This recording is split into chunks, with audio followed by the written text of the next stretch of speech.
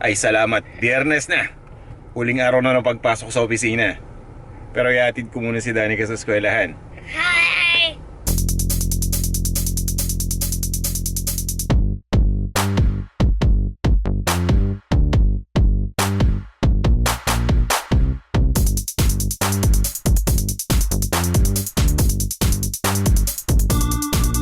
Ngayon naman, sa opisina na diretso ko nito.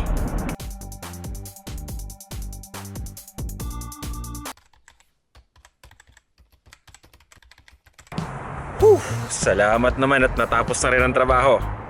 Weekend na officially para sa akin. Lulutuin ko na yung matagal ko nang gustong lutuin. Tagal ko na nagkikrave dito sa baked macaroni.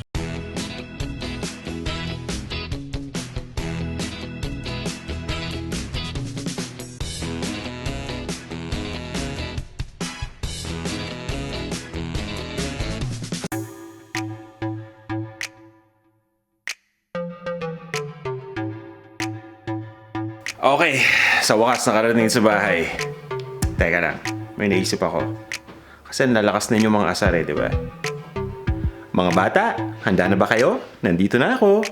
Nandiyan na ba si Ate Shena? O hindi na nga, mamaya na nga yun. Kunin na natin yung gusto nating kunin na ingredients. Sana lang meron.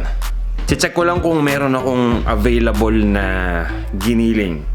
Baka baboy yung manok. Okay lang kahit ano. Sisipit tayo dito sa ating munting freezer. Hala, mukhang naubusan na tayo ng giniling. Pero, sandali lang. Okay lang yan, mag-iisip tayo. Baka may alternative pa. Subukan natin. Maghanap tayo sa pantry. Subukan natin, baka may makita tayo na alternatibo. Ito. Tataan! Mukhang pwede to. Hindi ko pa nasubukan, no? Pero tingnan natin kung gagana. Nakarinig na ba kayo ng Carne Norte baked macaroni? Tingnan natin. Mag-experiment tayo.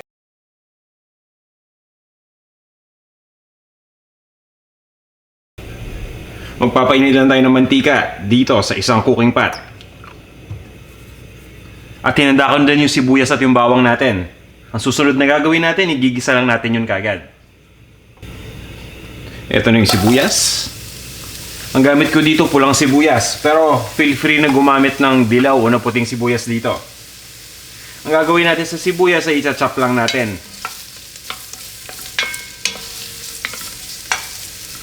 Pwede na rin nating isama yung bawang dito. Ganon din sa bawang, no? Didikdikin lang natin ito at pagkatapos ay i-chop lang din natin. Dating gawin, lutuin lang natin ito hanggang sa lumambot yung sibuyas. Sa tingin ko, ready na tong ating sibuyas, pati yung bawang. Pwede na nating ilagay itong ating corned beef. Usually, yung nilalagay natin dito ay either ground beef o ground pork. Pwede rin tayong gumamit ng ground chicken. Kaso nga lang, naubusan na ako ng stock o ng supply, kaya naghanap tayo ng alternative ingredient dun sa aking pantry. At nakita ko ng isang lata ng corned beef.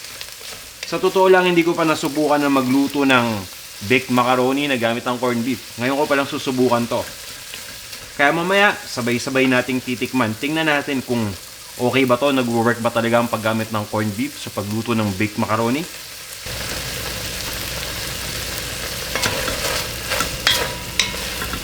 Ngayon naman, maglalagay na tayo dito ng ating tomato sauce. O ng tomato puree, yung dilata. Pwede kang gumamit ng sauce o ng puree na katulad nito. Ang gamit ko dito ay yung 28 ounces na dilata. Yan yung sukat, 28 ounces. So yan yung malaki. Haluin lang natin ito. At pagkatapos ay maglalagay lang tayo dito ng beef broth. At kung wala kayong available na beef broth, pwede kayong maglagay ng tubig. Pero lagyan lang natin ng beef cube. Ang sa ganun ay malasahan natin mabuti yung baka. Pabayaan lang natin itong kumulo.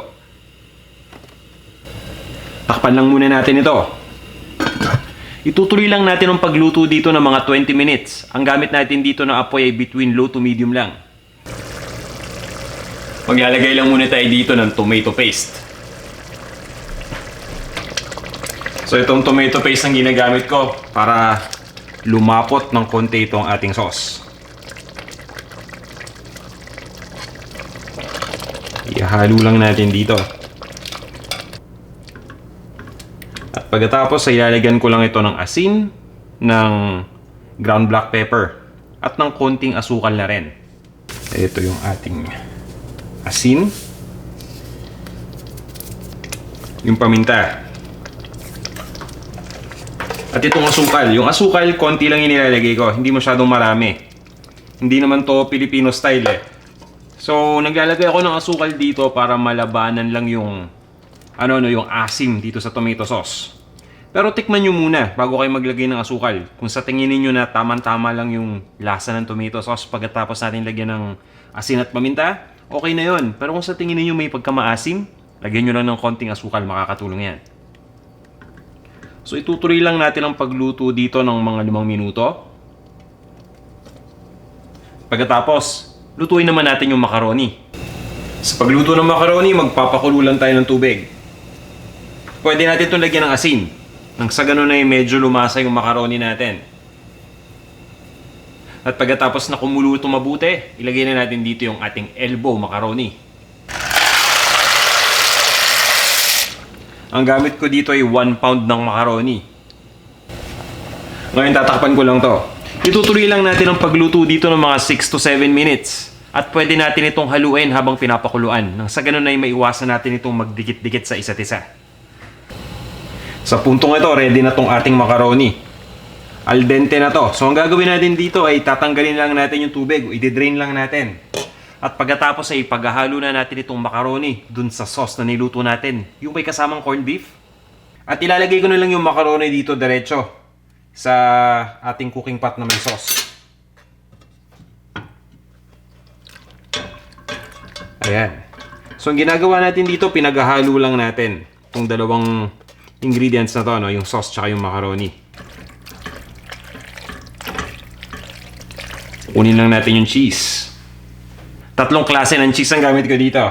Ito yung tinatawag natin na ricotta cheese at gumagamit ako nito para lang mapakreamy natin itong ating macaroni. Pero optional lang tong cheese na to. Ilagay na natin dito yung ating mozzarella cheese. Optional ingredient din itong mozzarella. Kaya ako ito ginagamit kasi malapit nang mag-expire. Sayang naman, di ba? So, gamitin na natin. Actually, ang kailangan nyo dito, cheddar cheese lang na shredded, okay na eh. O yung quick melt cheese, basta marami lang, okay na okay yun. Ngayon, ito naman yung ating cheddar cheese. Pinaghalong white cheddar to, saka yung sharp cheddar. Kaya ganito yung kulay. Gagamit pa nito tayo mamaya, so nilagay lang natin ito dito para humalo lang sa ating macaroni na may sauce. So ang gagawin ko ngayon, ililipat ko lang ito sa isang baking tray o sa isang baking pan. At pagkatapos ay ibibake na natin ito sa oven.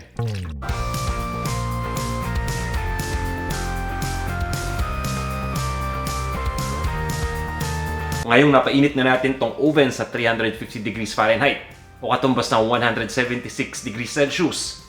I-bake na natin itong ating carne norte na baked macaroni. Actually, magiging baked macaroni ito pagkatapos mabake. Papabayaan lang nating mabake ito dito ng mga 15 minutes.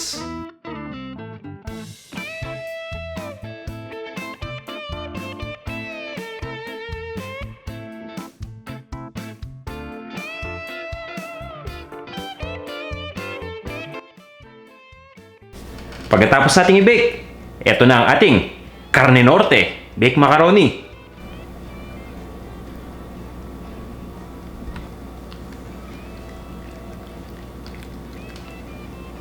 Ngayon, tikman na natin to.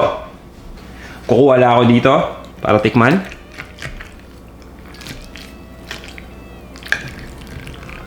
Ayan. Wow.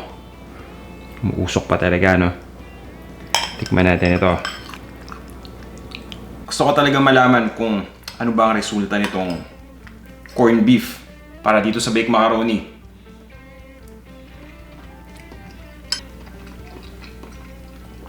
Pwede. Pwede. Alam nyo, Hindi ko nga masabi na corned beef pa rin nandito eh. Mahirap na masabi kung pork nga ba o beef ang ginamit mo dito, basta may lasang meat. So, lasang meat na in a good way ah. So talagang, alam mo yun, yung lasa ng corned beef, pati na rin yung, di ba, may maliliit na hibla to, no? Nakihalo siya mabuti o nag-blend siya mabuti sa lahat ng mga ingredients. Wow! Okay na okay to. Alam na natin kung ano yung kakahinatnan kapag corned beef yung gagamitin natin. So susunod, gagawin ko pa ulit ito. Kahit na merong available na ground meat pa sa freezer. Tingin ko okay na okay. Kaya sana subukan nyo rin. At maraming salamat ulit sa pag-nood nitong video.